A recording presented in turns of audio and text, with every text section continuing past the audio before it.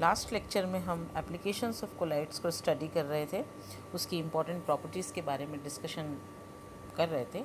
उसी की कंटिन्यूएशन में हम नेक्स्ट प्रॉपर्टी को डिस्कस करते हैं। नेक्स्ट प्रॉपर्टी है आर्टिफिशियल रेन।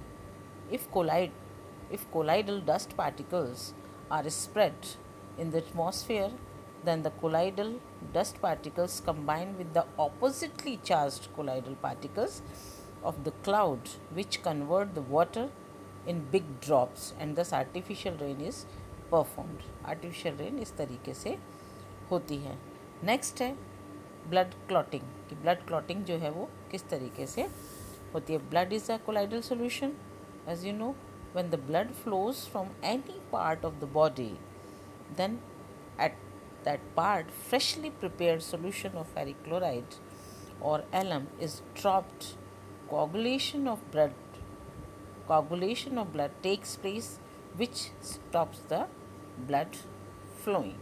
इस तरीके से ब्लड क्लॉटिंग होती है।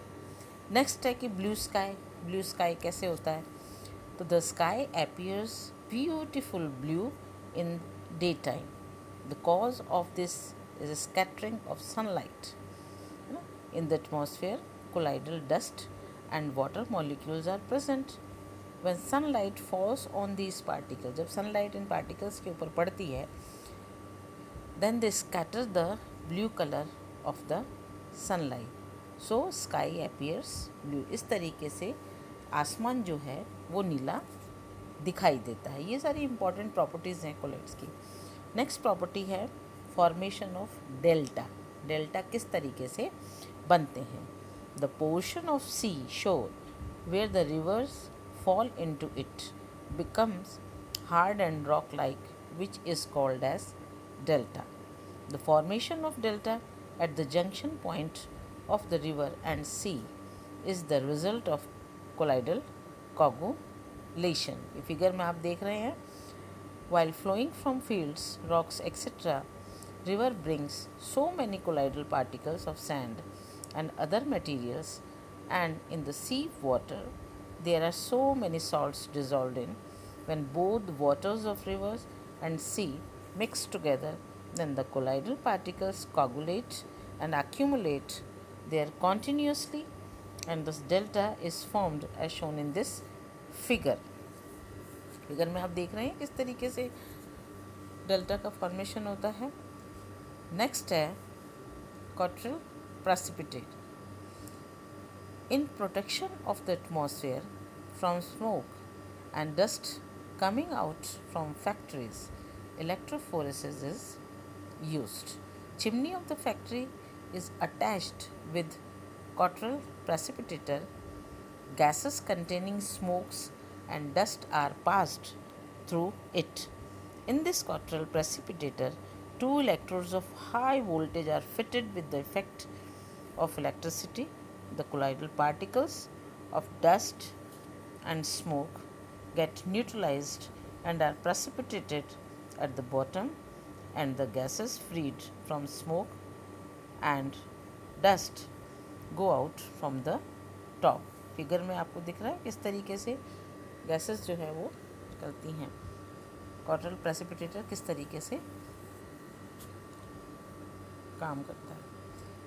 नेक्स्ट है with the help of cataphoresis the drainage water of gutter etcetera can also be used for irrigation purpose.